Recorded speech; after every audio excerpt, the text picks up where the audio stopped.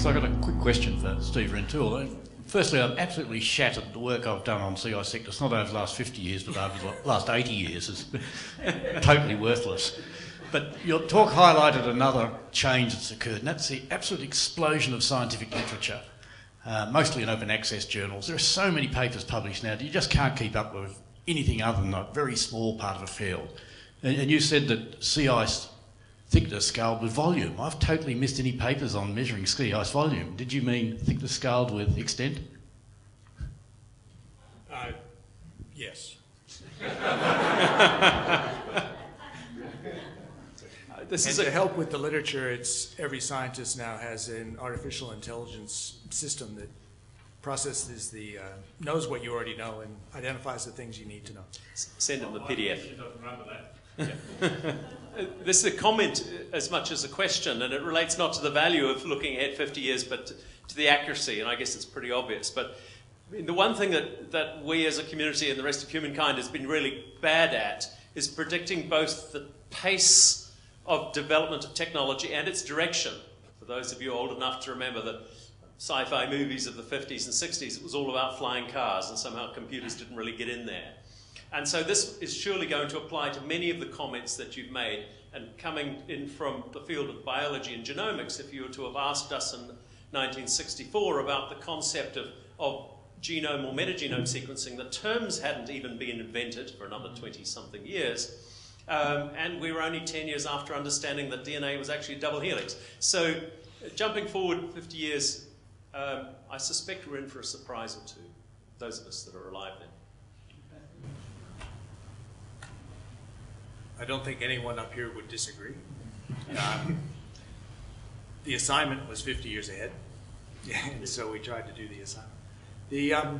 When I was thinking about it, I think I was struck both by how long a time 50 years can be in terms of trying to forecast, but also how short it can be. And there are some aspects in terms of, if you look at the models that are assessed in the IPCC reports for changes over the next several decades out to 50 years, for many properties, the changes are not dramatic.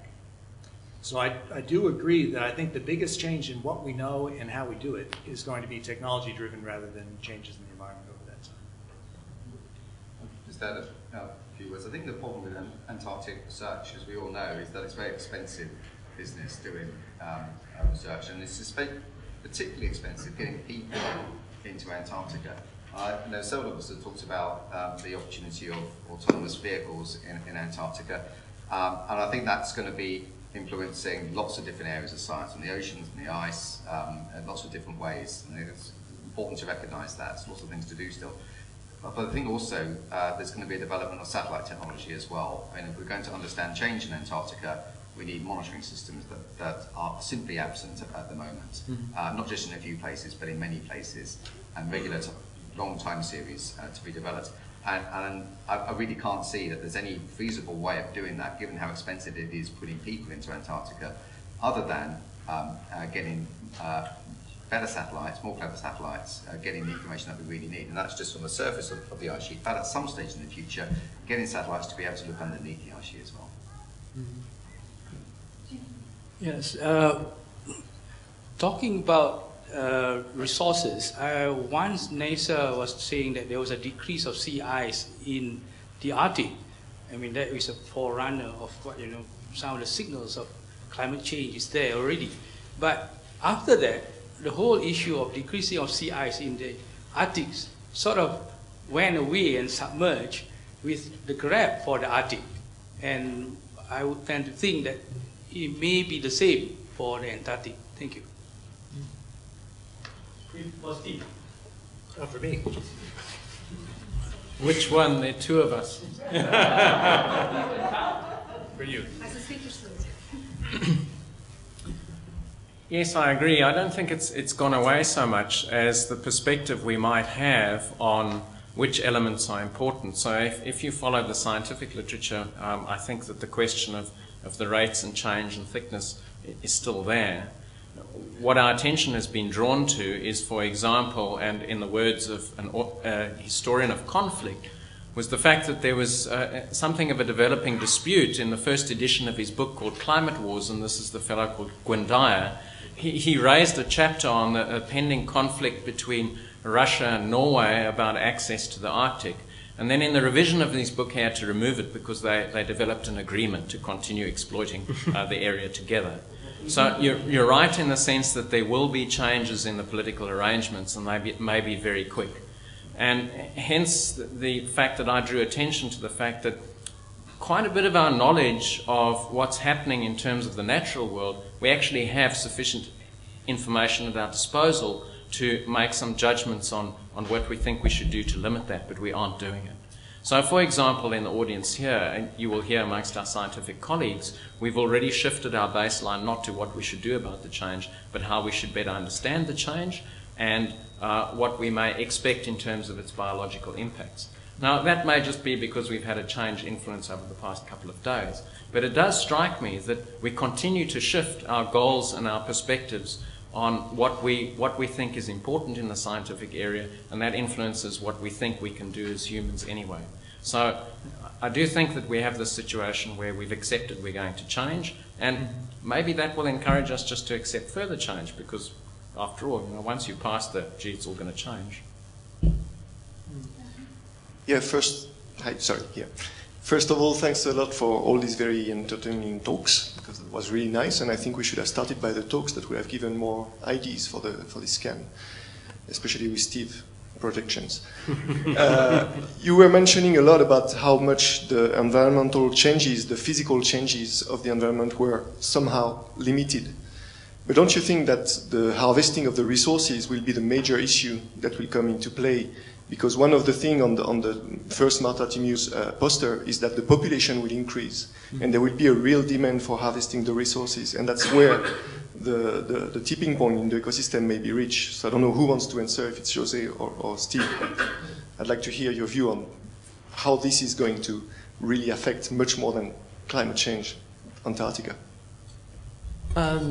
Well, the obvious answer is that we are already good that we have major organizations working on that. So we have, CAMLAR, for example, that is really addressing that. The other thing that I find is quite good is in terms of policy making with the Antarctic Treaty, and the Commission for Environmental Protection is actually looking at this very clearly. What is really one of the hot topics is actually the establishment of marine protected areas and its value. It's something that in the last 2 days we've been addressing that very clearly. Not only its value of establishing them, but actually what they can tell us as a major, probably good way to protect the resources that we have in the Southern Ocean. But I think we have to be very clear, actually not only establishing them, but actually are they efficient? Do they make any sense? But not only for us, that more relation with conservation, but actually working with the people and the countries and those that are highly interested in exploiting, because exploiting those resources in a sustainable way. That pressure will definitely be high. And I think we have to combine these different disciplines, like we heard today, from the ice melting that will affect oceanography, that will affect the biology, that will affect conservation and politics. One thing that really it's crucial is that we have to combine all these players and talking in a very simple language that actually everybody will understand to make the right decisions. I just add that it's, I think it is plausible that, if not likely, that the biggest impacts will be human-driven ones, direct ones, not just through climate. And I guess personally, if there were still wild-caught fisheries in 50 years, I'd be surprised, actually. The idea of a wild harvesting of protein on land seems bizarre to us now. We get our meal by hunting wild animals. So I suspect it might become that way in the ocean. Question for Neil Gilbert. Neil, thank you for a very good speech and discussion on the treaty system and where we might go in the next 50 years or so. In two very clear paths, which I guess most of us would favour the latter. You also mentioned that the real tipping point is going to be in the next 10 to 15 years, which will be in, I would suggest, all of this room's lifetime. So that means there's an audience that can do something about it. And I'd be interested in your views on, what next for this room. Yes, thank you, Peter. I think for me it's a question of how we build resilience into the political system now by the decisions that we're taking in the very immediate future, and how reliable those decisions are, and how we can make sure that they are based on the best available scientific information. So when we look ahead to the potential risks around a race for fishing, for example, how well can we set CAMLR up now on the basis of the best available science to build resilience into the political system to push that inevitability off as far as we possibly can? So my point really was around the decision making that we're doing in the very near term, the ability of the science community to translate what it knows about Antarctica and about some of the risks and threats that you see to Antarctica in the future, how well that's communicated to the policymakers, and how effective they are in using that information to make decisions that build that resilience in for the longer term. That for me is the challenge.